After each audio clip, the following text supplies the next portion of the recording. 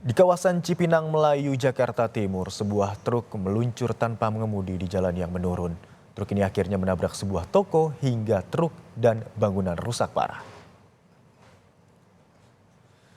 Dalam rekaman CCTV, tampak truk yang penuh dengan muatan genteng terus meluncur di jalan menurun tanpa seseorang di belakang kemudi. Laju truk ini berhenti di ujung jalan setelah menabrak sebuah toko kelontong hingga hancur.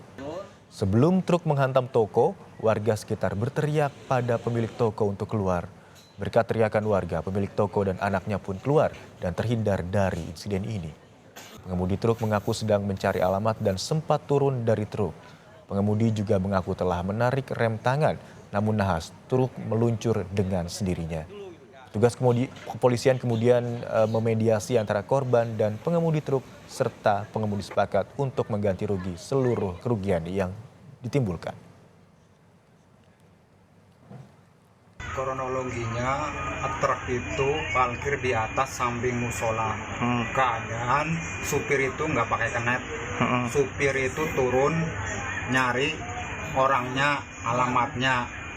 Keadaan mobil itu dimatiin kata supirnya. Cuman ngehandelin handrem, nggak diganjel nggak apa. Tahu-tahu mobil itu turun jalan sendiri. Pertama kena mobil, parkir, kerempet. Kedua kena tiang listrik. Ketiganya terakhir dia turun ke bawah, nyelonong terus ke bawah, langsung terus nabrak warung.